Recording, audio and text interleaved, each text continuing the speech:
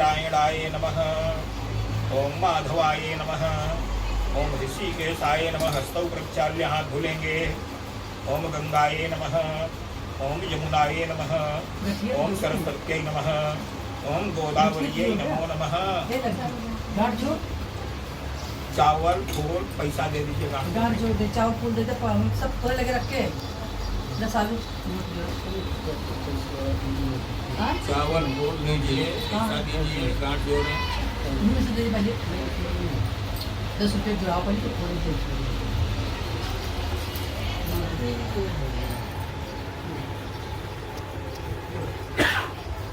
हो गया गांठ जोड़े। अपन दुपट्टा दे दे और नहीं करना, पीछे ले ले, पीछे पकड़ना।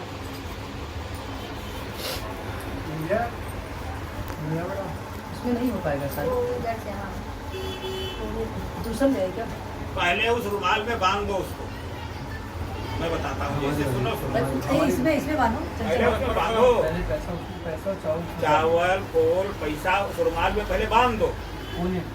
कोने नहीं, थोड़ा और आगे बढ़ा करके बांधो, एक बीता बढ़ा करके बांधो। हाँ तो उनका जरा सा लग जाए ना, उनकी भी साड़ी खराब हो। बांध दिया? थोड़ा बड़ा करके बांधूंगी तो ही बेटर होगा। बड़ा किया? कितना बड़ा किया देखो। हाँ ठीक, अब उसको इसमें बांधो। इसमें कहाँ बांधो? कार्नर नहीं है, कोने पे कार्नर। कोना यहाँ भी होगा। हाँ कार्नर पर बांध दो, हो गया। हाँ नीचे बांध दो, बस हो गया। नीचे बांध दो। चंचल वाली लूंगी, जरा बड़ा करो। और थोड़ा खींचो। चंचल वाला बांधते भी तुमसे नहीं बन रहा है। ये ऐसे बांधो। और खींचो, और खींचो। चंचल वाली बड़ी करो, इनका वाली छोड़। बस हो गया। ये बांधने का तरीका है। ये चावल आगे रखना। चलिए टीका दीजिए चंदन लगाने के लिए गोली। अब उसको पान के पत्ते पर निकालो, पानी डालो उसमें। नमस्ते स्फटिकं प्रभाय सुश्वेतहाराय सुमंगलाय सुपाशहस्ताय चखासनाय जलाधिनाथाय नमो नमस्ते। ब्रह्मा मुरारी त्रिपुरान्तकारी भानो शशि भूमिसुतो बुधस्य गुरोस्य शुक्रः शनिराहुकेतवः सर्वे ग्रहाः शान्तिकरा भवन्तु। करारविन्दे पदारविन्दं मुखारविन्दे विनुवेशयन्तं वटस्य पत्रस्य पुटे शयानं बालं मुकुन्दं मनोरम्यासजे। शालिग्राम भगवान को पंचामृत में स्नान कराइए। चरणामृत कहाँ है? पंचामृत वो है, पीला कपड़ा नहीं है, उसी को पूछ देना। चलिए पहले स्नान कराइए, पहले स्नान कराइए।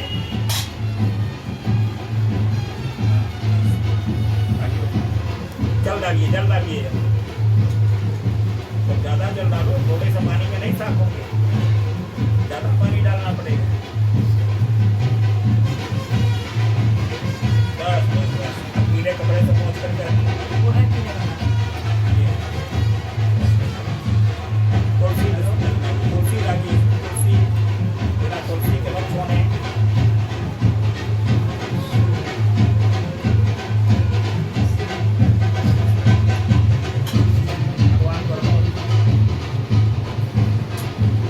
अब सभी भगवान को टीका लगाना है। चंदन तस्मात् ज्ञात सर्वभूता संप्रतम प्रगणात्म महामसूदा चूरे वायु ज्ञानारण्याग्राम्याचये ओम सद्वाला सर्वसद्वालो मणिकालस्तयासिनाः एतः चेतां करुणते रुद्राय भगवते कर्णाजामावलिप्तार रुद्रां घोरूपः पारजन्याः गन्धद्वारां दुरादर्शां मृत्युष्टां परिषितिः श्रीसर्वभूतानां तां योग वै श्रियम्बा।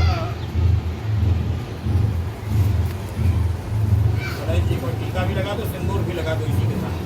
सिंदूर के 2 बार न खड़ा होना पड़े, सिंदूर भी लगा दीजिए गणेश जी। सिंधुरिव प्राध्वनि सुखनासो वाकप्रमीयः पतयन्ति जहवाः अस्य धारा अरूपवनवाजी काष्ठाभिन्दन्नोर्मिः पिम्पमानः सिन्दूरं सौवर्णवृक्षं सौभाग्यं त्रिवर्धनं सुखदं चैव सिन्दूर सिर हाथ पर सिर में लगा लीजिएगा। गणेश जी को चढ़ा करके फिर वही सिंदूर अपने सिर में लगा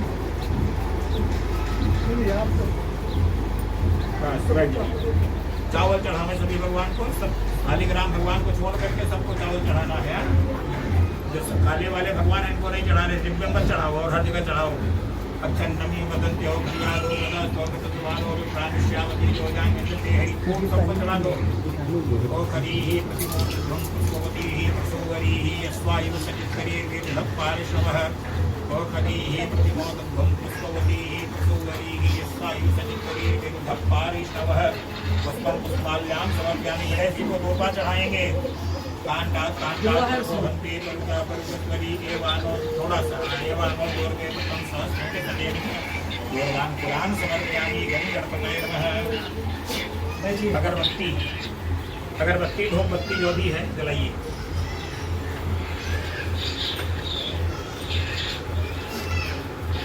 बैठ जाओ बैठ जाओ।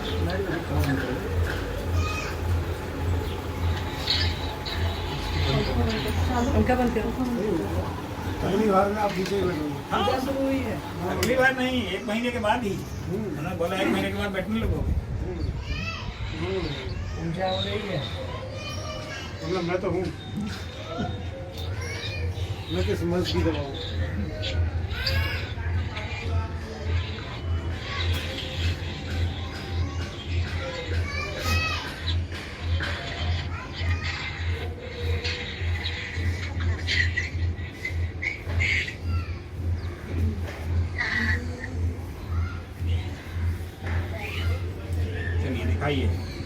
ओम धूरति धूर्वधूर्वन्तं धूर्वतं ज्योत्स्नां धूर्वतितं धूर्वयं वयं धूर्वामः देवानामसि गणितमगं शशितमं देवहूतमं धूपम् आघ्रापयामि धूपम् आघ्रापयामि धूपम् आघ्रापयामि। रख दीजिए कहीं। रवा प्रसाद कहाँ है निकालिए। रवा प्रसाद लड्डू जो कुछ है भगवान को भोग लगाइए।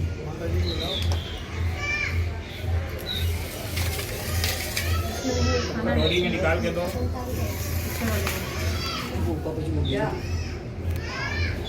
निकालो चालू निकाल दो उसमें नीचे। हाँ उसमें वो कटोरी में दो साथ निकाल के। हाँ उसी में पूरे एक कटोरी में नहीं, पूरा थलिया का भगवान के कटोरी में दे।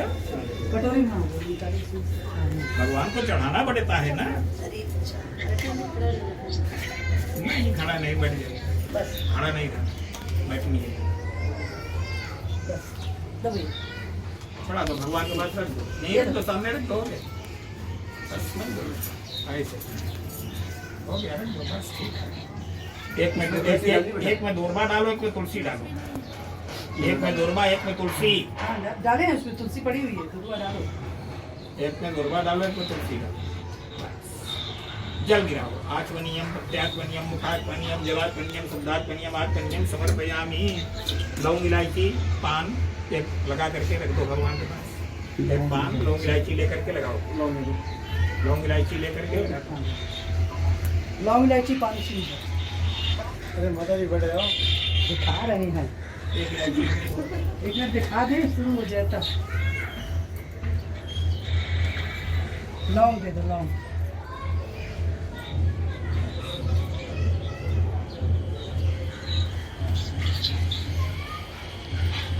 पंखा चला दो चालू।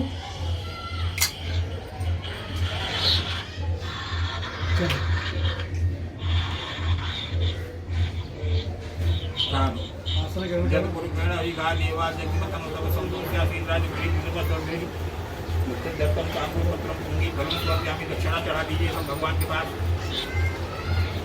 हिरण्यगर का समुद्र भूतल जाता मुक्ति सदाधार विद्यामुखी मानपुष्मी देवाय हरिकाग्रेम साधुं याते दक्षिणां समर्पयामि साधुं याते दक्षिणां समर्पयामि।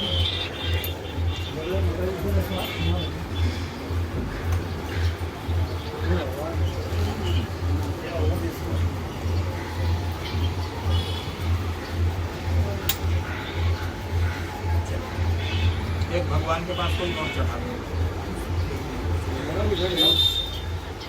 नोट इनको दे दीजिए। तो इनके पास कुछ पैसे आने की जय।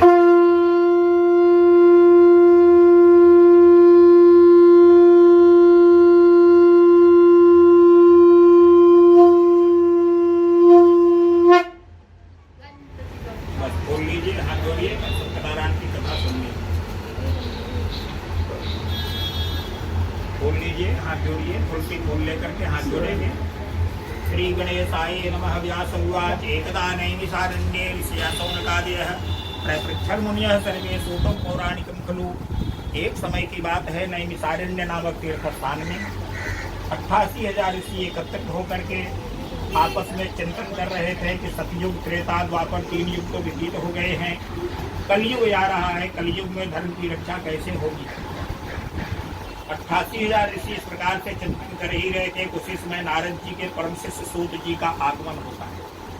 सूत जी को देख करके सभी ऋषि लोग खड़े होकर के उनको प्रणाम करते हैं और उनसे पूछते हैं कि प्रभु, हम लोग शोक रूपी समुद्र में यह डूबे हुए हैं, इस कलयुग से कैसे छुटकारा मिलेगा, कलयुग में धर्म की रक्षा कैसे होगी।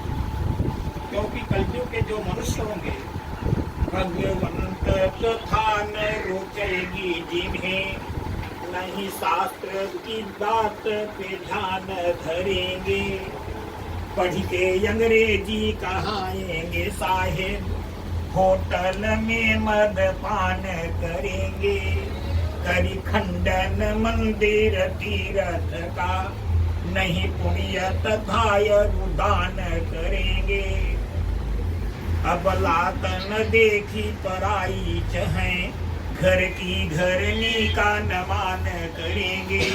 ऐसे लोग कलयुग में। सूत जी ने कहा, ऋषियों, यह कलयुग कोई पहली बार नहीं आया है, यह प्रकृति का नियम है कि युग बराबर चलते रहते हैं और अपने हिसाब से आते जाते हैं। एक समय की बात है, हमारे गुरु नारद जी परोपकार की इच्छा से तीनों लोगों का भ्रमण कर रहे थे। तीनों लोगों का भ्रमण करते करते नारद जी जब मृत्युलोक में आते हैं तो देख रहे हैं कि मृत्युलोक के जितने मनुष्य थे सबके सब दुखी।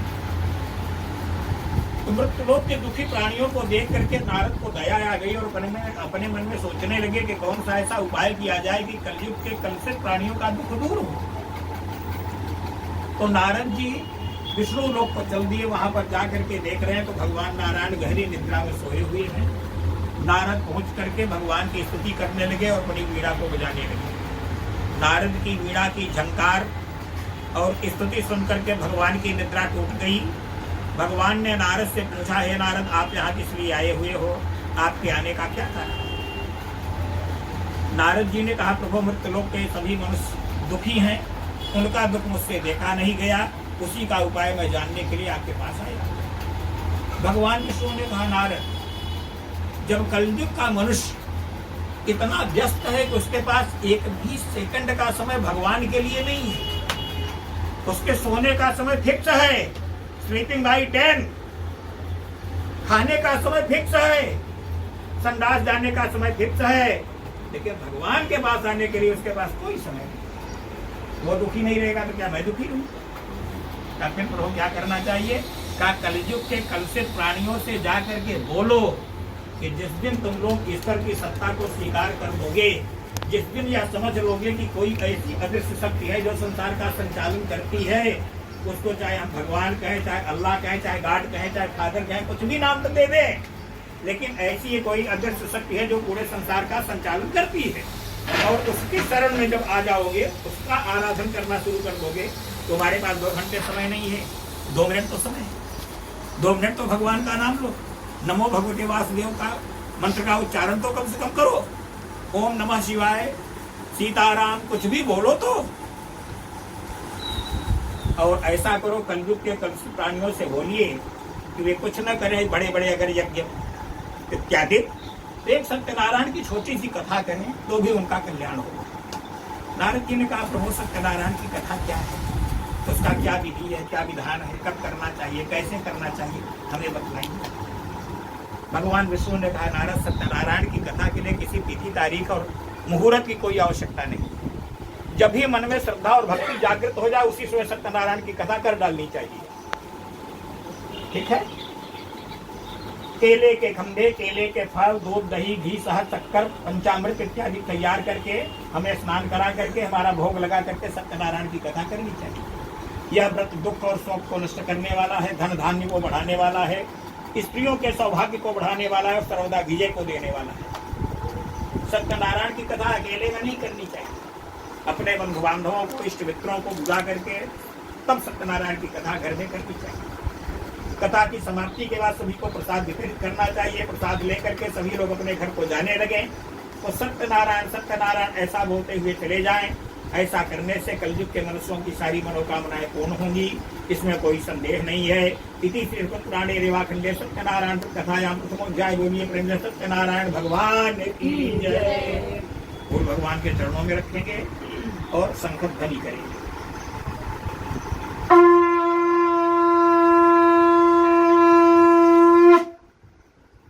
पुनः खोल लेंगे। दूसरी अध्याय में सूर्य जी बता रहे हैं, प्राचीन काल की बात है, काशी नाम की एक नगरी है जिसको आज वाराणसी या बनारस कहते हैं। उस नगरी में शतानंद नाम के एक अत्यंत निर्धन ब्राह्मण निवास करते थे। वह ब्राह्मण देवता भिक्षाटन करके अपने कुटुंब की जीविका को चलाते थे। एक दिन उनकी दीन दशा को देख करके दीनानाथ को दया आ गई।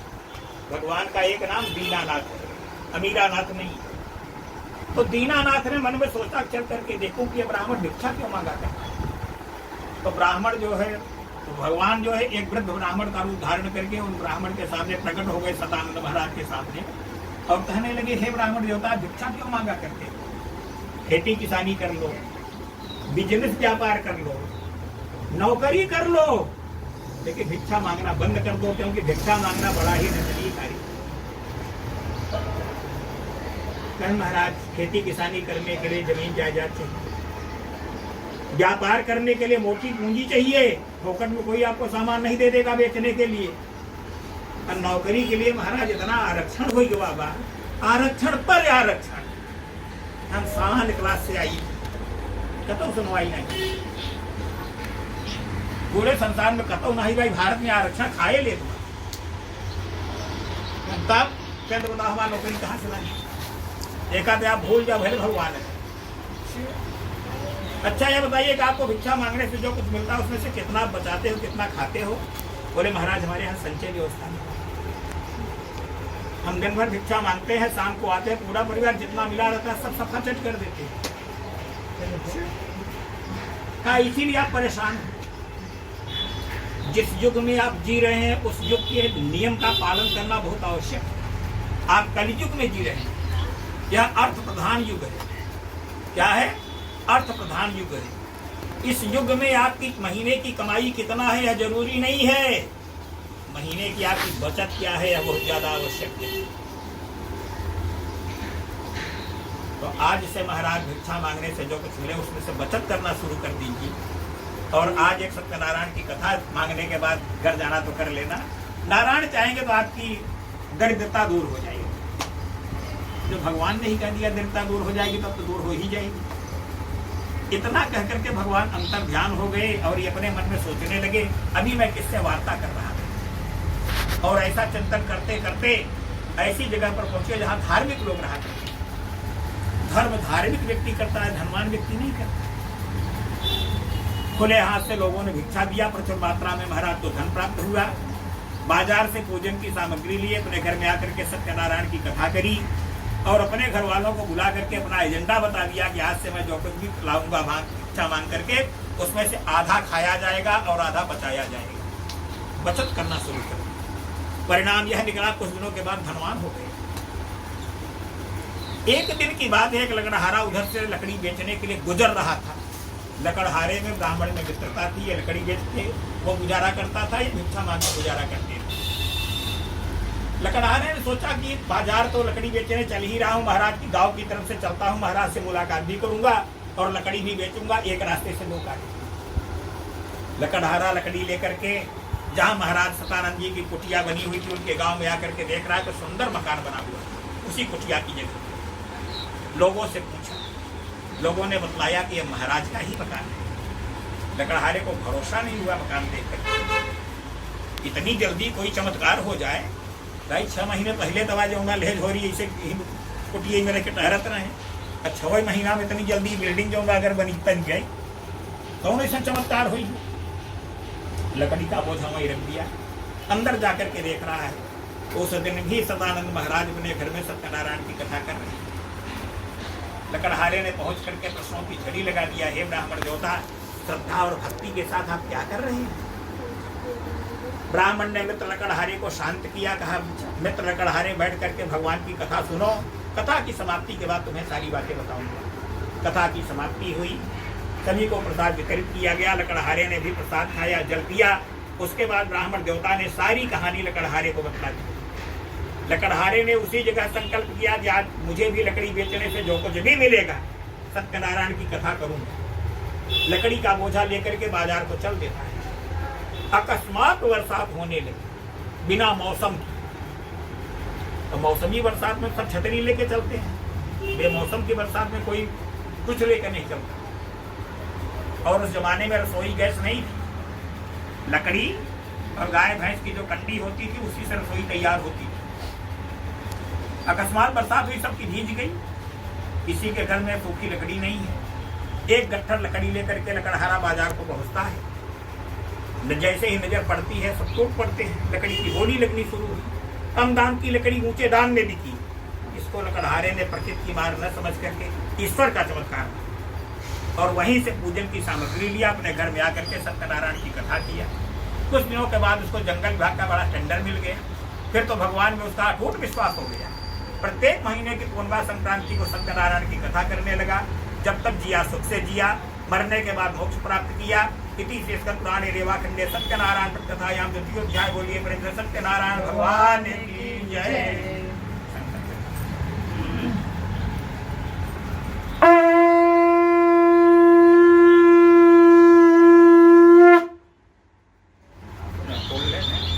तीसरी अध्याय में सूर्य जी बतला रहे हैं। प्राचीन काल की बात है, उल्का मुख नाम के एक राजा थे, बड़े ही प्रजापालक, बड़े धार्मिक। प्रतिदिन देवालय में जाकर के भगवान की खूब पूजा अर्चना किया करते थे। ब्राह्मणों को इतना दान दिया करते थे कि ब्राह्मण लोग संतुष्ट हो जाया करते थे। उनकी पत्नी भी बड़ी धार्मिक थी, रात दिन लड्डू गोपाल की सेवा किया करती थी। लेकिन दुर्भाग्य था कि राजा और रानी को कोई संतान नहीं। एक दिन की बात है, राजा और रानी भद्रशिला नदी के तट पर सत्यनारायण की कथा कर रहे थे पुत्र की कामना से। उसी समय साधु नाम का एक वैश्य उधर से गुजरा, अपनी नाव को नदी के किनारे लगाया और नाव से उतर करके राजा के पास आकर के हाथ जोड़ करके आदर पूर्वक पूछा कि हे राजन, भक्ति और श्रद्धा के साथ आप क्या कर रहे हैं। राजा ने उत्तर दिया, वैसे हमारे कोई संतान नहीं है, मैं पुत्र की कामना से सत्यनारायण स्वामी का पूजन कर रहा हूँ। वैसे ने दूसरा प्रश्न किया, राजन, क्या सत्यनारायण स्वामी का पूजन करने से संतान की प्राप्ति हुआ करती है। राजा ने कहा, देखो वैसे ज्यादा अनुभव जानकारी तो नहीं है, लोगों से मैंने ऐसा जरूर सुन रखा है कि सत्यनारायण की कथा करने से संतान की प्राप्ति हुआ करती है। वैश्य इतना प्रश्नोत्तर इसलिए कर रहा था कि वैश्य के बाद भी बिजनेस व्यापार तो बहुत था, लेकिन उसको भी कोई संतान नहीं। राजा से प्रश्नोत्तर करने के पश्चात अपने व्यापारी प्रतिष्ठान को गया, अपना दिन भर व्यापार किया। शाम को लौट करके जब अपने घर में आया तो अपनी पत्नी लीलावती से बोला कि प्रिय, आज मैं राजा उल्का मुख के मुख से ऐसा व्रत करके आया हूँ जिसको करने से संतान की प्राप्ति हुआ करती। पत्नी ने कहा, पतिदेव ऐसा व्रत तत्काल क्यों न किया जाए। वैश्य ने कहा, देखो मैं कोई राजा महाराजा नहीं, हम व्यापारी आदमी हैं। हम संकल्प करते हैं कि कोई संतान होगी तो सत्यनारायण की कथा करेंगे और नहीं होगी तो नहीं करेंगे। भगवान के यहाँ बड़ी विडंबना है, 2 रजिस्टर परमानेंट और टेम्परेरी। तो रात दिन 4 बजे भोरे से उठ के इनका नहवावत है, धोवावत है, घंटी बजावत है। सुनबे नहीं करी मन कर चले परमानेंट पर, जब मन हो सुना नहीं ना सुना, सुनते मन हो तो सुन ले, नहीं ना सुना। सही बात। अजय कहो साल 6 महीना में एक दाई ना उलैले हैं, उनका काम तुरंत ही न करे तो वही न करे, क्या कर है ना।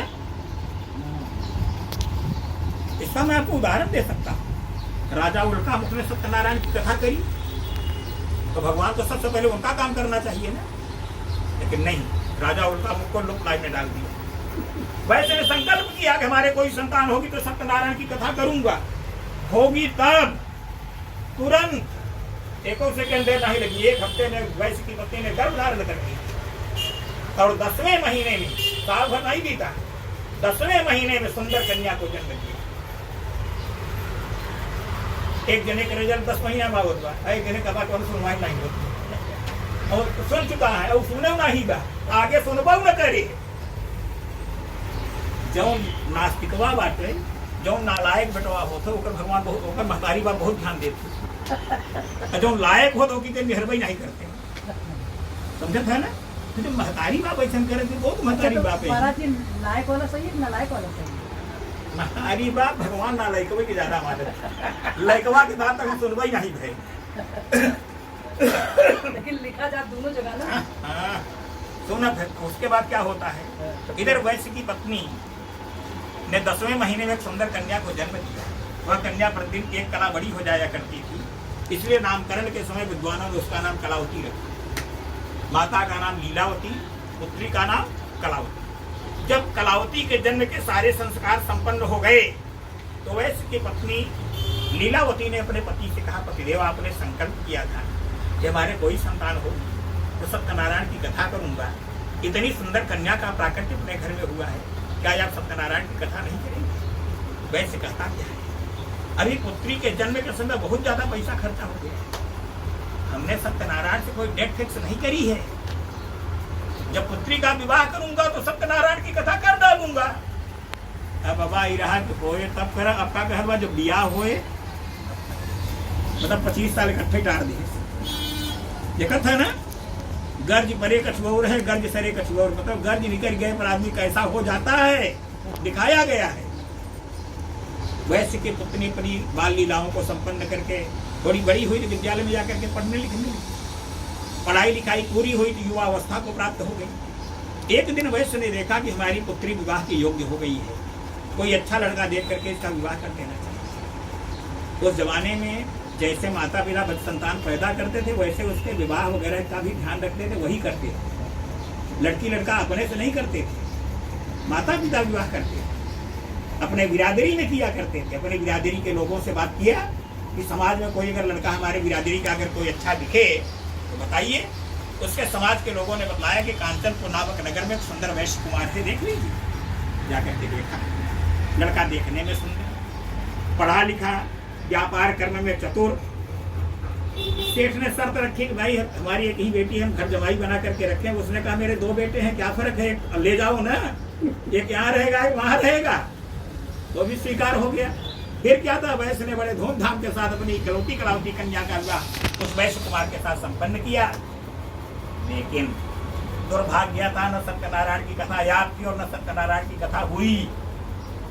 जब विवाह के समय भी सत्यनारायण की कथा नहीं हुई तो सत्यनारायण स्वामी रुष्ट हो गए और वैश्य को श्राप दे दिया, जाओ वैसे तुमको कठिन दुख प्राप्त हो। भगवान जब दंड देते हैं तो रोने भी नहीं देते। एक दिन वैश्य ने अपने जमाई से कहा कि जमाई जी चल करके हमारा व्यापार आपको देखना चाहिए, क्योंकि हमारी एक ही पुत्री है, अब हमारी सारी प्रॉपर्टी पर आपका एक अधिकार है। तो लेकर के चल दिया, व्यापार करके दिन भर व्यापार किए। शाम को खा पी करके, गर्मी का महीना था, दरवाजे पर ही खाट लगा करके सो गए। रत्नसारपुर नामक नगर में उनका व्यापार था। चंद्रकेतु नाम के राजा वहां राज्य करते थे। राजा चंद्रकेतु के राज खजाने में चोरी हुई, चोर लोग खजाना लूट करके भागे। राजा के सिपाहियों ने चोरों का पीछा किया। चोर देखे कि तो हम घिर गए हैं, पकड़े जाएंगे, तो जहां दोनों वैश्य सोए थे वहीं पर राज खजाने का सारा माल फेंक दिया और चोर लोग भी हल्ला करने लगे, पकड़ो चोरों को, पकड़ो चोरों। अब सिपाही भागते हुए आ रहे हैं तो देख रहे हैं बड़ी विडंबना है, मार तो पड़ा है, लेकिन कोई दिख ही नहीं रहा है, ये दोनों सोए हुए हैं। तो सांप और पुलिस का काम है क्या है, लत्ता को सांप, सांप को लत्ता, दोनों बनाना उसका काम है। अगर केवल एक पुलिस महकमा अगर सुधर जाए, केवल एक पुलिस महकमा अगर सुधर जाए तो 90% करप्शन खत्म। एक महकमा अगर सही हो जाए। पुलिस वालों ने क्या किया, राज खजाने का माल तो गोनी में भरा और दोनों सोए हुए वैश्यों को उठाया और प्रातः काल ले जाकर के राजा के सामने पेश कर दिया। वो जो रात को खजाना लूटने वाले यही दोनों चोर हैं। राजा को बड़ी प्रसन्नता। हमारे सिपाही इतने एक्टिव कि रात की चोरी और सूरज नहीं निकला उसके पहले सुलझा दिए, माल मुलजिम बरामद। बड़ा पुरस्कार सिपाहियों को। इधर सेठ जी बोल रहे हैं कि चोरी का नाम हूँ जानत नहीं हम चोर न चोर के भाई, हम बनिया करते क्रय विक्रय, बांधी हमें इन लाए बुआई, कहिए हम शपथ करे हरि की, कहिए हम लोहत पाय उठाई, लिख लीजिए मोर बयान सबई, अब कीजिए मोर तुरंत रिहाई। राजा ने कहा सुनो बेश, चोरी के मामले में माल ही सबसे बड़ा गवाह होता है। अगर तुमने चोरी नहीं करी तो रात खजाने का माल तेरे पास तक पहुंचा कैसे? दोनों को कठोर कारागार में डालो। राजा मन की बात को नहीं जानत है कोई, राजा के मन की बात को थोड़ी कोई जानता है। तुरंत कठोर कारागार में डाल दिया गया। जबरदस्ती सिपाही 10 लाठी मार के भेज दिया, चल जेल में चले गए। चोरी नहीं करे हैं, जेल पहुंच गए। इधर वैश्य की पत्नी और पुत्री बड़े आराम से रह रही थी। टपोरी लोगों से देखा नहीं गया। दीवार काट करके अंदर घुसे रात में, जिस बिस्तर पर माँ बेटी सोई थी उसी को छोड़ दिया। ऐसे सारा सामान लेकर के लपू चक्कर, अब घरे बैठे चम्मचो घर नहीं रहेगी बात। सवेरे पानी पिए तो काहे से नहीं है। 2 दिन तक घर में ऐसे पड़ी रही। तीसरे दिन बेटी हिम्मत करके घर से बाहर निकली, तो जैसे ही निकली वैसे नगर में एक जगह सत्यनारायण की कथा हो रही है। बेचारी वहां बैठ गई। कथा की समाप्ति के बाद प्रसाद मिलेगा, इसको खाऊंगे, थोड़ी क्षुधा को शांति मिलेगी, और माँ के लिए भी प्रसाद ले चलूंगी। और किया भी वही, प्रसाद खाया और अपनी माँ के लिए प्रसाद लेकर के अपने घर पर गई। प्रसाद खाते ही माँ की आंखों में आंसू आ गए। बोली बेटी, तुम्हारे पिता ने संकल्प किया था कि हमारे कोई संतान होगी तो सत्यनारायण की कथा करूंगा, और आज तुम्हारे संतान होने का समय आ गया, लेकिन सत्यनारायण की कथा मेरे घर में नहीं। दूसरे दिन पड़ोसी से कर्ज लिया और सत्यनारायण की कथा अपने घर में किया। भगवान से क्षमा मांगी कि हे प्रभु सत्यनारायण, मुझे क्षमा कर दीजिए। अगर हमारे पतिदेव और जमाई सकुशल घर आते हैं, मैं पुनः आपका पूजन करूंगा। फिर क्या था, सत्यनारायण भगवान प्रसन्न हो गए। रात्रि में ही राजा चंद्रकेतु को सपना दे दिया, प्रातः काल दोनों बच्चों को छोड़ दो, नहीं तुम्हारा सारा राज्य नष्ट कर डालूंगा। राजा चंद्रकेतु पूरी रात सो नहीं पाए। प्रातः मंत्रियों को बुला करके मंत्रणा करी। मंत्रियों ने कहा राजन, सपना सच है, आपने राजधर्म के आधार पर उनको जेल में डाल दिया था, वो चोर थोड़ी थे, वो तो निरापराध थे। अब राजा को बहुत पश्चाताप कि मैंने एक निरापराध दोनों व्यक्तियों को इतना कठोर कारागार में डाल दिया। राजा का आदेश हुआ, तत्काल जेल के ताले खुलवाए गए, उनकी हथकड़ी बेड़ी कटवाई गई, हज्जाम को बुला करके उनकी हजामत बनवाई गई, स्नान कराया गया, अच्छे कपड़े पहनने को दिए, भोजन कराए। उसके बाद जितना चोरी का धन बरामद हुआ था वह धन और उतना ही और राज खजाने से मंगवा करके उसको दुगुना किया और दोनों वैश्यों को दिया। बोले वैश्य, इसमें न तुम्हारा दोष है न हमारा दोष है, या तुम्हारे प्रारब्ध का दोष है। राजा की आज्ञा पा करके दोनों वैश्य अपने नगर को चल दिए। इति श्रेष्ठम पुराणे रेवाखंडे सत्यनारायण पटकथायाम तृतीयोध्याय। बोलिए प्रेम से सत्यनारायण भगवान की जय। बोल भगवान के चरणों में सत्य।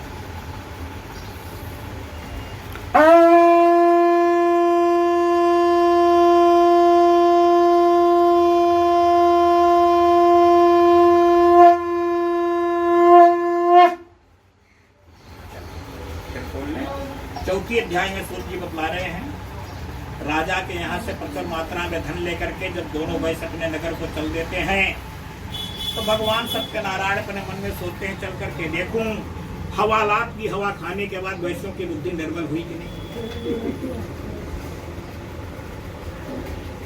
निरापराध हवालात की हवा खाने के बाद बुद्धि निर्मल हुई कि नहीं हुई। रस्सी तो जल गई है, अभी अकड़पन है कि नहीं है, थोड़ा देखना चाहिए। भगवान एक बूढ़े ब्राह्मण का रूप धारण किए और उसके सामने प्रकट हुए। बोले सेठ, नाव में क्या है? तो डाकुओं की और साधुओं की एक ही जाति हुआ है। जब कोई डाकू बूढ़ा हो जाता है तो जिंदगी भर तो डकैती डाले, वो पौरुष रहा। अब बुढ़ाई के टकैती डाले पौरुष बा नहीं। अब पुलिस पकड़ पाए तो तोड़ के जौन बाटे जेल में डाल दी। तो का काम करे बुढ़ाई आवे पहले से जौन बाटे जटा बार लाकर शुरू कर दिए, बड़े बड़े बूढ़े बार राख लिए, आधा राख लिए, बड़ा मोछा राख लिए, ठीक है ना, ताकि चेहरा समझ में न आवे। तो पहले वाला चेहरा बा वो ठाकुर का चेहरा हो जाए, ठीक है ना, वो नौयों वाला चेहरा न समझ जाओ। अब बड़ा चंदन उन्हें लगाई ले है, यहाँ 3-4 माला पहले, यहाँ पर माला पहले, बोले भभूत मार लगाई ले, ये सब महात्मा है, ठीक है ना। और जब किया है डकई तो भगवान वैश्य ने सोचा कहीं ऐसा न हो कि डाकू रूपी साधु, इनसे सच बोलना ठीक नहीं है। अगर इसे सच बोल गई तो ऐ डाकू हैं कतो साधु बेस बने हैं, कतो आगे इनकर गैंग हो जौन ले सब लूट ली हैं, इनसे सच बोलना ठीक नहीं, झूठ बोल रहे हैं। लता पत्रादिकं चैव वर्तते तरणं मम निष्ठुरं च वचः सत्वा सत्यं भवतु केवचः। हमारा लता पत्र है हमारे पास और हमारी नाव में कुछ नहीं है। भगवान ने कहा जाओ तुम्हारा वचन सत्य हो। जा करके देख रहा है तो राजा के हाथ में जो सर्पियां मिली थी सब लता पत्र हो गई, मूर्छित होकर के गिर पड़ा, मूर्छित होकर के गिर पड़ा। उसके जमाई ने समझाया कि जो महाराज सर्पियों को लता पत्र बना सकते हैं वे लता पत्र को सर्पी, आप उनसे जाकर के क्षमा। भगवान के गया चरणों में गिर पड़ा, भगवान की बड़ी अच्छी स्तुति करने लगा। वैश्य बड़ा मीठा बोलने वाला होता है। आप देखेंगे व्यापार करने में जितना वैश्य जो है सफल होते हैं उतनी दूसरी कास्ट के लोग सफल नहीं होते। क्यों? 2 रुपये खरीदने वाला ही ग्राहक क्यों न हो, उनको 4 बातें सुनाता है, इतना बड़ा करोड़पति व्यक्ति बड़े आराम से वो सुन लेता है। हम आप नहीं सुन पाएंगे, इसलिए हम लोग आप व्यापार में उतना सफल नहीं है जितना वो सफल है। व्यापार के लिए सहन शक्ति चाहिए। गया भगवान के चरणों में गिर पड़ा, दया की न होती जो आदत तुम्हारी तो सोनी ही रहती अदालत तुम्हारी। न हम होते मुलजिम न तुम होते हाकिम, न हम होते मुलजिम न तुम होते हाकिम तो सोनी ही रहती इबादत तुम्हारी, तो सोनी ही रहती इबादत तुम्हारी। इतनी बढ़िया स्तुति कर दिया कि भगवान गदगद हो गए। भगवान का कुल समय विसर गया वहाँ होकर मिठ बोलना पर सुन के कह जाओ तुम्हारा धन तुम्हें प्राप्त हो जाए। लेकिन वैसे एक बात हमें ये बता दो क्या महाराज, बताओ तुमने संकल्प किया था कि कोई संतान होगी तो संतान हुई कि नहीं हुई? बोले नहीं महाराज संतान तो हुई। कहा तो क्या सत्यनारायण की कथा किया? बोले नहीं किया। कहा क्यों नहीं किया? कहा इसलिए कि हमने सत्यनारायण से कोई डेट फिक्स नहीं किया। भगवान ने कहा देखो कौन व्यक्ति सुखी होता है कौन व्यक्ति दुखी होता है मालूम है? जो अपने जैसा तकलीफ दूसरे का समझता है वही सर्वदा सुखी रहता है, और जो यह समझता है कि यह तकलीफ मुझे ही हुआ है और किसी को नहीं हुआ है वो सर्वदा दुखी रहता है। अपने जैसा तकलीफ सभी का समझना चाहिए। बोले तुम्हारी दुकान में कोई सामान लेने आऊँ दे दोगे उधार में? बोले महाराज पहचान है उधार दे दूँ। पैसा मांगो मैं बोल दूँ मैंने डेट फिक्स नहीं किया चलेगा। महाराज 4 दिन उधार लेके अगर ऐसे कहेंगे तो व्यापार तो चौपट हो ही जाए, तो तुम्हारा व्यापार चौपट हो जाएगा, हमारा व्यापार चलता रहेगा। तुम्हारा व्यापार चौपट हो जाएगा, हमारा व्यापार चलता रहेगा। अपने जैसा ही दूसरे का भी समझना चाहिए। जैसे हमारा व्यापार है वैसे सामने वाले का भी व्यापार है ना। जैसे चोट लगने पर, जलने पर, एक्सीडेंट होने पर जो पीड़ा हमें होती है वही सामने वाले को भी होती है ना। भगवान ने कहा जेल में तुमको हमने ही डलवाया था। महाराज काहे? वही जो झूठ बोला रहे तो डेट फिक्स नहीं करिए। चोरी किया था क्या? नहीं। तो जेल का ही चला गया, हम ही डलवाए। क्योंकि जेल का एक नाम सुधार गृह है। जेल का क्या नाम है? सुधार गृह। वहां जाने पर व्यक्ति या तो सुधर जाता है या तो बिगड़ जाता है। कौन सुधरता है कौन बिगड़ता है मालूम है? जेल में कोई आजादी नहीं होती, छोटी सी बैरक होती है, उसी में रहना पड़ता है। बिस्तर के नाम पर एक कंबल मिलता है, चाहे उसको सो बिछा लो चाहे ओढ़ लो,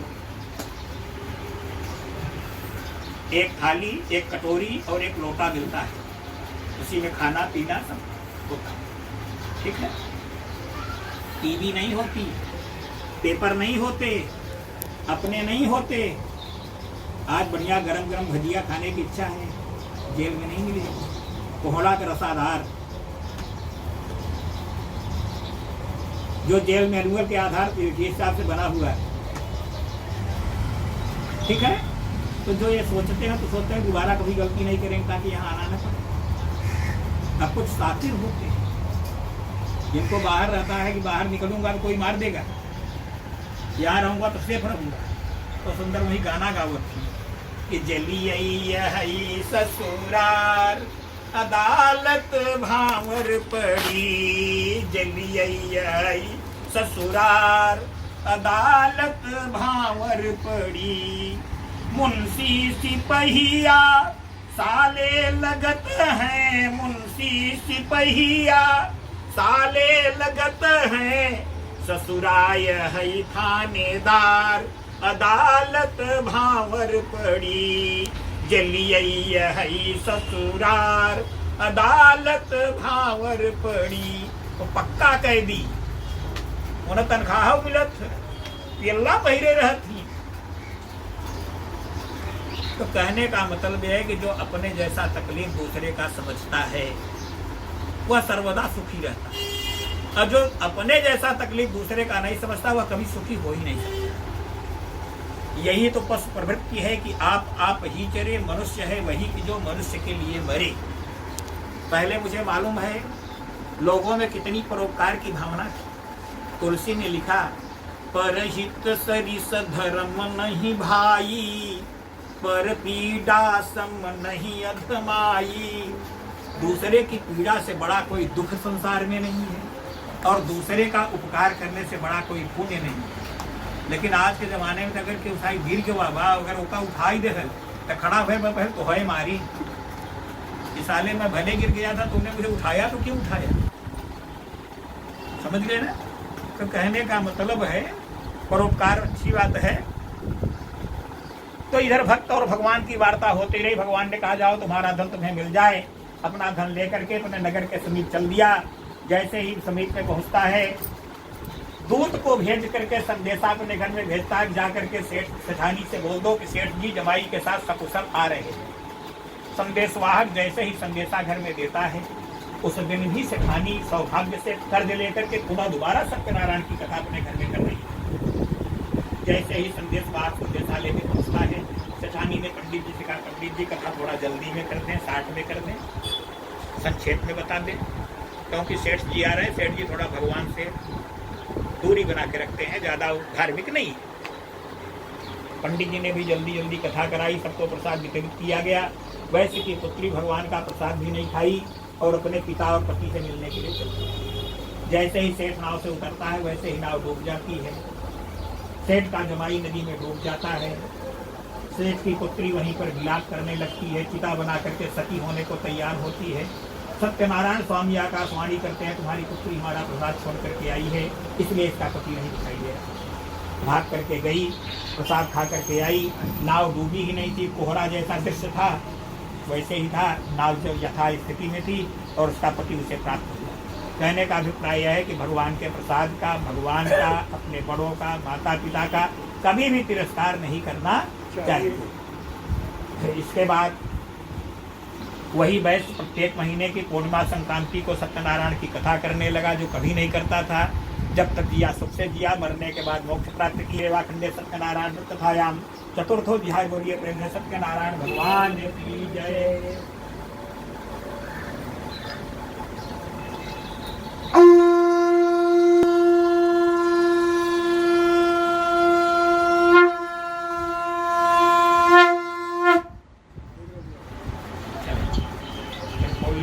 अध्याय अंतिम अध्याय सूत जी बतला रहे हैं। प्राचीन काल की बात है। तुंगध्वज नाम के एक राजा थे। एक बार जंगल में शिकार खेलने के लिए गए। अनेकानेक पशु पक्षियों का आखेट किया। एक वटवृक्ष के नीचे आकर के विश्राम करने।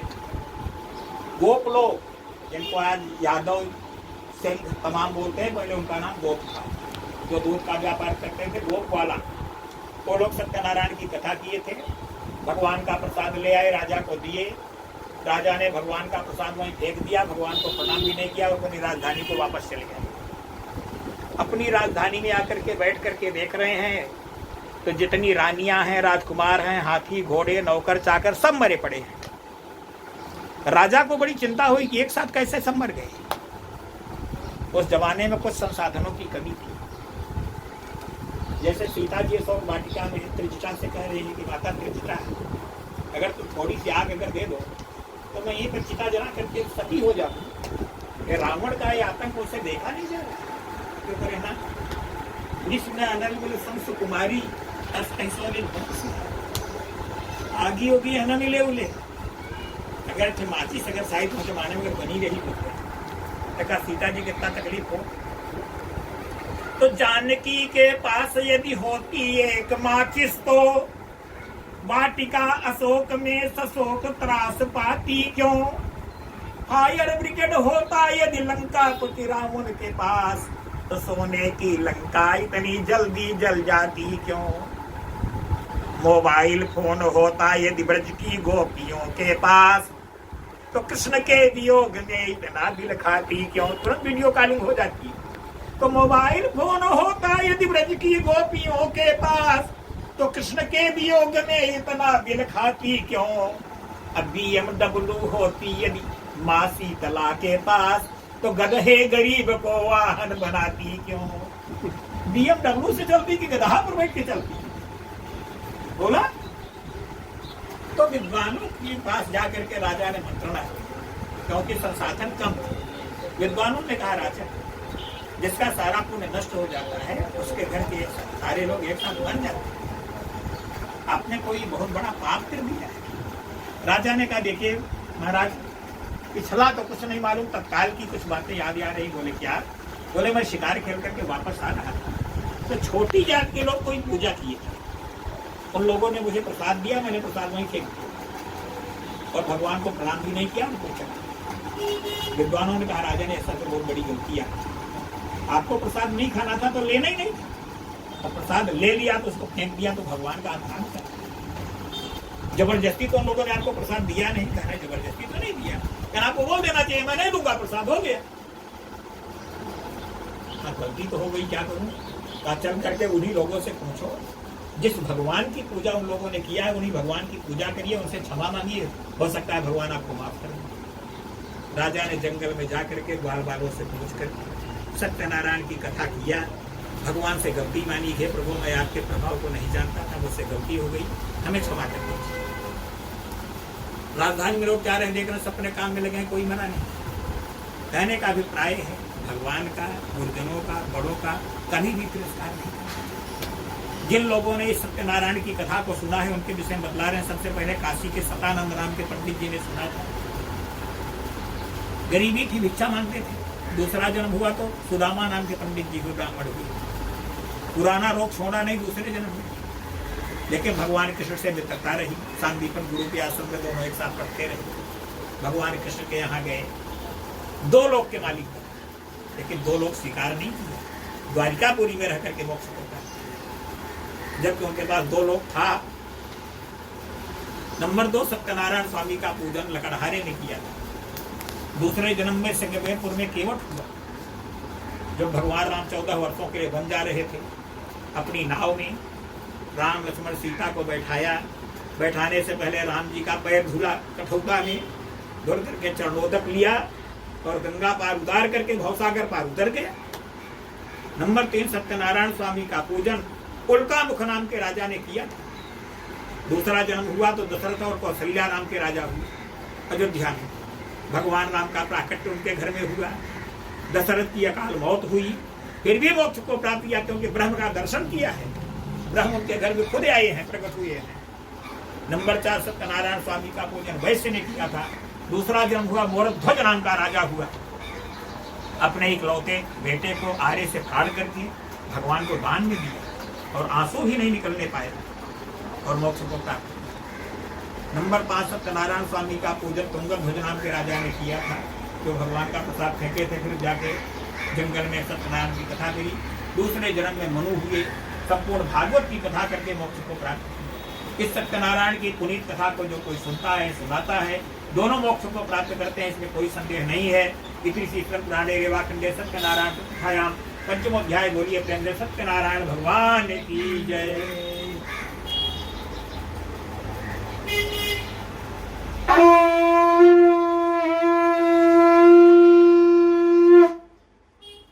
हवन की व्यवस्था करें, आसन को थोड़ा पीछे करें और उसके बाद हवन होगा।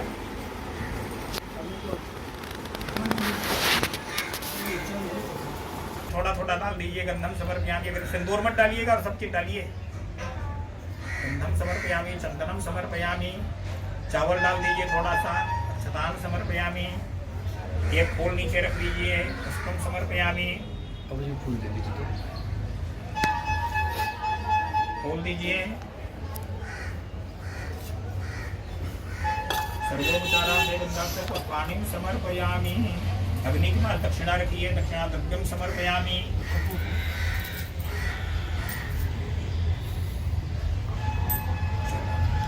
घी की आहुति डालिए। ओम प्रजापते स्वाहा इदं प्रजापतये नमः। ओम इंद्राय स्वाहा इदं इंद्राय नमः। ओम भू स्वाहा इदं अग्ने नमः। ओम भुवः स्वाहा इदं वायवे नमः। ओम स्वः स्वाहा इदं सूर्याय नमः। यथा बाणा प्रहाराणाम डालिए डालिए। यथा बाणा प्रहाराणाम कवचो वाक्य बहुत तद्दैवोपघातानां शांतिर्कृष्ण पुरुष यत पापम अशुभम अकल्याणम तद्दूरे प्रतिहतमस्तु। डालते रहिए घी। घी नहीं डालोगे तो जलेगा कैसे? किचन लेती है किचन में मंजर में। जब लकड़ी में घी पड़ेगा तो लकड़ी में जलना शुरू करेगा। किचन में रख बस छोड़ दो।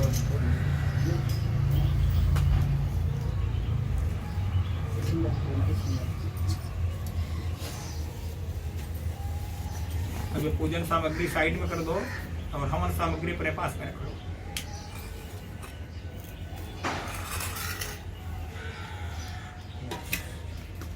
घी के डाले रुद्र, घी कोई भेद डाले। रुद्र घी डाले। और घी डालो पहले। आग में तैयार करो पहले आप।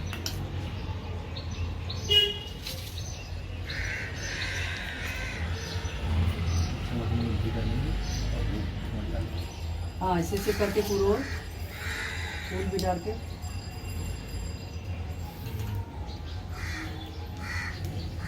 जब लकड़ी जलने लगेगी तब हम हवन शुरू करेंगे। अभी तक लकड़ी नहीं जल रही, अभी कपूर जल रहा है जो नीचे है।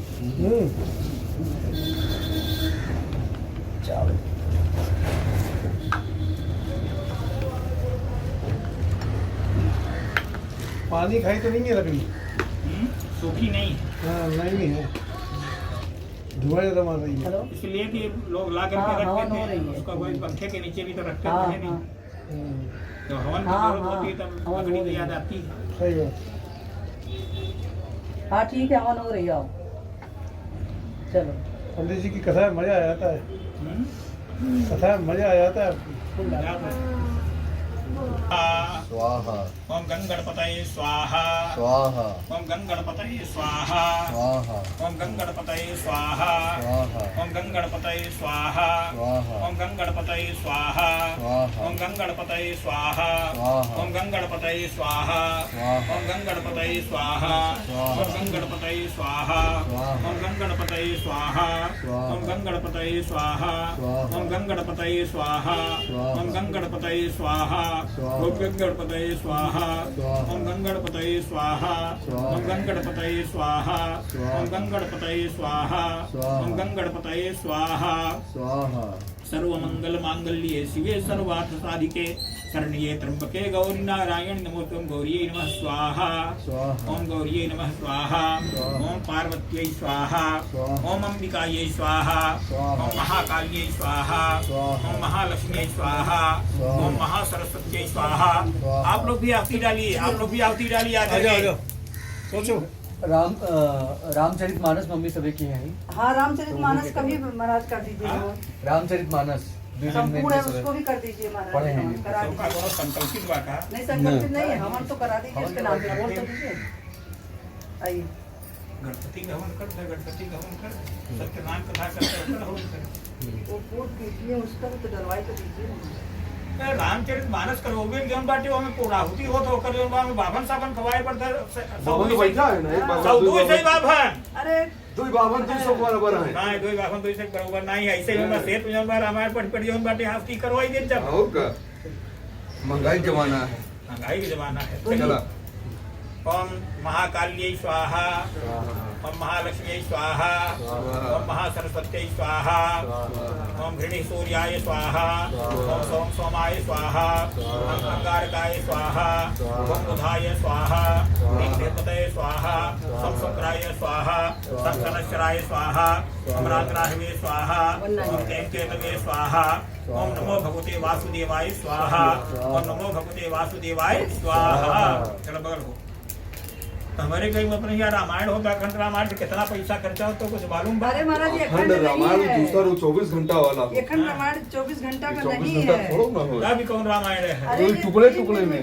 टुकड़े का जो 3 दिन अवसर गणपति मिला का कर लिए, अवसर मिला कर लिए। मतलब सब चीज हम बात को सब इकट्ठा ही करे, सब एक ही गणपति में कुल हवन फवन सब जितना बा सब कुछ करवाई दी। हाँ गणेश जी तो ये है ना। कहाँ बा रामायण? अच्छा जी अच्छा रखा हुआ ना, वो बंद कर दो। अंदर रख दूंगा। नहीं इस पंडित लगे हैं चालू उधर है जमाड़ दे दो। वो सच्चे मन से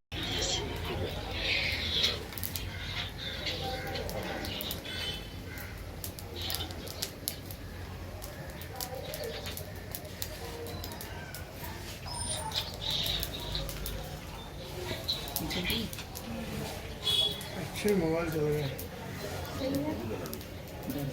माताजी रोज बसई भूसुंदा अति मति अकुंठ हरि भगरी अखंडा स्वाहा, एक शैल प्रसन्न मन भयऊ माया मोह सोच सब गयऊ स्वाहा, कंचनाग मध्य विदर्पाना भटतर गयऊ हृदय हर्षाना स्वाहा, विहंगत आये सुनई राम के चरित सुहाये स्वाहा, आरंभ करी सोचा ते ही समय गयऊ खगनाहा स्वाहा, देख सकल खगराजा हर्ष उबाय सही समाजा स्वाहा, आदर कर कपट कर कीना स्वागत पहुंच सुवासन दीना स्वाहा, कर पूजा समेत अनुरागा मधुर वचन तब बोले कागा स्वाहा, हाथ कटार तो भयं वही तो दर्शन खगराज आयस देव सब करऊं अब प्रभु आयो के काज स्वाहा, कटार तो रूप तुम कहत वचन खगेश जय के अति सादर निज मुख तीन महेश स्वाहा, ताप जय कारण आयो सो सब भयो दरस्त आयो स्वाहा, परम पावन आश्रम भयो मोह संशय नाना भ्रम स्वाहा, अब श्री राम कथा अति पावन सदा सुखद दुख पुंज सावन स्वाहा,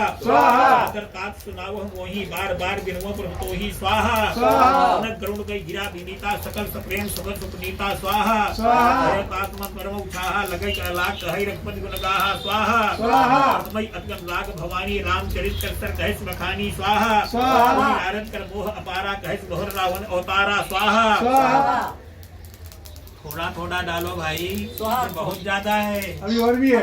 ले लो उसमें जाएगा नहीं, आ जाएगा महाराज। अवतार कथा को निकाई तब से शरीर घर से मन लाई स्वाहा, बाल चरित का विविध विधि मन में उपरम उछाह ऋषि आगमन कहेस मुनि श्री रघुवीर विवाह स्वाहा, घी डालते रहो नहीं बुझ जाएगी। रुद्र घी डालो स्वाहा, उनके माथे रुद्र घी डालो, माथे न जले। जलेगा महाराज कहाँ जले? घी डाले पर यारे जहाँ जगह जाने पाए ऐसे लकड़ी में पड़ता ही नहीं बा, एक जगह गदेला है छोड़ डाले दे तो। अरे कुल मत डालो साधु, अभी और डालना पड़ेगा। ये कपूर डाल के जलाओ ना। वो घी ले लो बेटा। साधु घी ले आओ। रुद्र आराम से डालो, आराम से डालो, आराम मन परम उचाह वीर विवाह स्वाहा, राम अभिषेक प्रसंगा मुनि पुण्य गए बचन राज भंगा स्वाहा, शंकर विरह विषादा भैस राम लक्ष्मण संवादा स्वाहा, गमन केवट अनुरागा सुरसर उतर निवास प्रयागा स्वाहा, काल नेक प्रभुले रखाना चित्रकूट जम्बस भगवाना स्वाहा, आगमन गगन में मरना भरता गमन प्रेम बहुवरना स्वाहा, संग पूर्वासी भरत गए जह प्रभु सुतरासी स्वाहा, पुण्य रघुपति बहुदिन समुझाए लई पादुका अवधपुर आए स्वाहा स्वाहा भरत रहन सुरपति सुरत करनी प्रभु अत्र भेंट पुनिबरनी स्वाहा स्वाहा कही विराट पद जही विधि तेज देह तजी सरभंग बरन सुकीचन प्रीत पुनि प्रभु अगस्त्य सत्संग स्वाहा कही दंडक मन पावन ताई गीत मैत्री पुनि कही गाई स्वाहा पंचवटी कृतवासा भंजी सकल मुनि की त्रासा स्वाहा लक्ष्मण उपदेश अनुपा सुकनका जिमितीन कुरूपा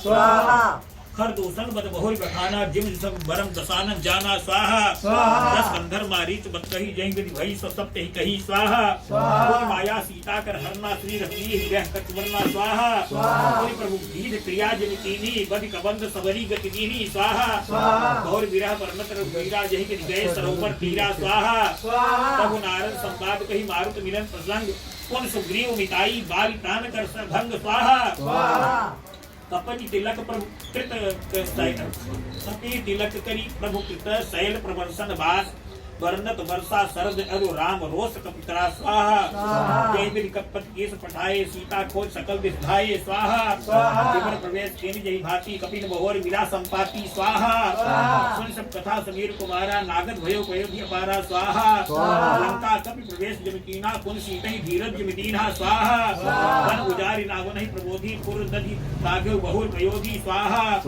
आए कवि सब तह रघुराई वैदेही की कुशल सुनाई स्वाहा सेन समेत जथा रघुवीरा उतरे जाई बारी तीरा स्वाहा बिना विभीषण देह जहि तह जाई सागर निग्रह कथा सुनाई स्वाहा सेतु बांधि कपि सेन जी उतरी सागर पार गयो वसीठी वीरवर जहि विधि बाल कुमार स्वाहा निस्तर की लड़ाई वर्णिस विविध प्रकार कुंभकर्ण सघन नाद कर बल पौरुष संहार स्वाहा निस्तर निकर मरण विधिनाना रघुपति रावण समर बखाना स्वाहा रावण मंदोदर अशोका राज विभीषण देव अशोका स्वाहा सीता रघुपति मिलन बहोरी सुरन कीन अस्तुत कर जोरी स्वाहा पुष्पक चढ़ी कपिल समेता अवध जले प्रभु कृपा निकेता स्वाहा जय विधि राम नगर निज आए पायस मिरत चरित सब गाये स्वाहा बहोरी राम अभिषेका पूर्ण पूर्व वर्णत नीत अनेका स्वाहा कथा समस्त भूषण बखानी जो मई तुम सन कही भवानी स्वाहा सब राम कथा खगनाहा कहत वचन मन परम उत्साह स्वाहा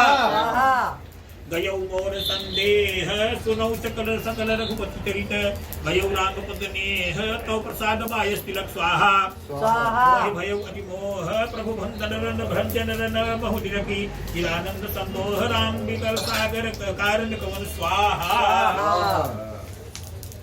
अत्रावाहि देवेभ्यो नमः स्वाहा। लगता है कि हमारे कई रखी है चलो ठीक है हां वही में से डाले हम क्या भाई बहुत हो आप ही तो कहे बहुत है हां बहुत तो इतना थोड़ी बिल्कुल होन रखी है चले अब डालते करा देंगे सब के करा उठी कराएंगे सारे देवी देवता ना तो सारे देवी देवता का नाम ले चुका है अब तो उनके थाली ना कुल देवताभ्यो नमः स्वाहा देवपाल देवताभ्यो नमः स्वाहा ओम नमो भगवते वासुदेवाय स्वाहा ओम नमो भगवते वासुदेवाय स्वाहा ओम नमो भगवते वासुदेवाय स्वाहा ओम नमो भगवते वासुदेवाय स्वाहा ओम नमो भगवते वासुदेवाय स्वाहा ओम नमो भगवते वासुदेवाय स्वाहा जाओ आदि में हम कही जाते धुआं में नहीं हम कही जाते डाला कपूर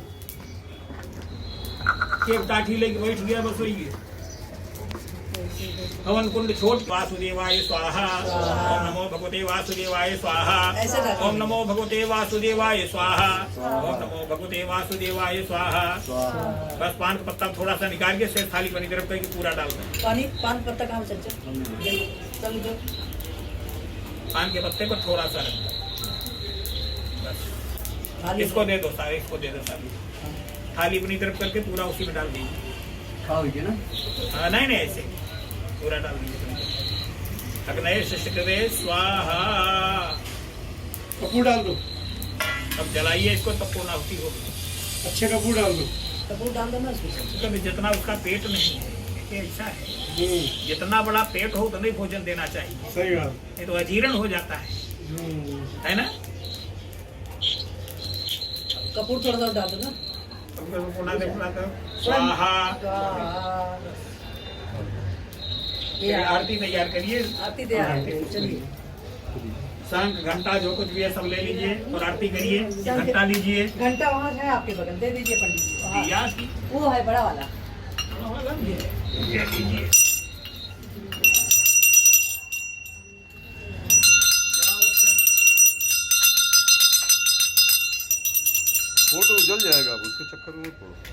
आरती जलाओ। आरती।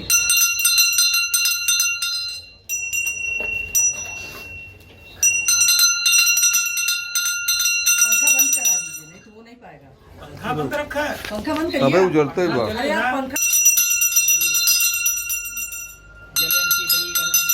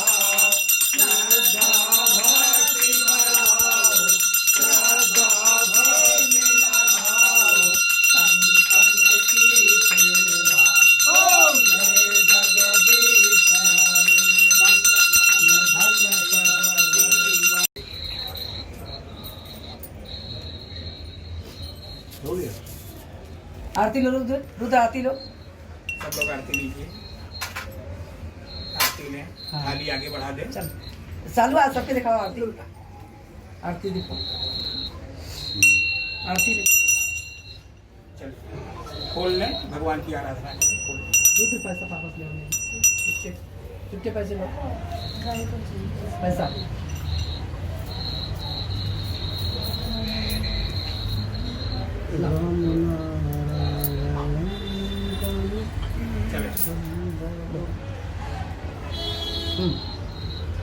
सेवा पूजा वंदगी सभी आपके हाथ, मैं तो कछु जानू नहीं, आप जानो गणनाथ। सिंह चढ़ी दुर्गा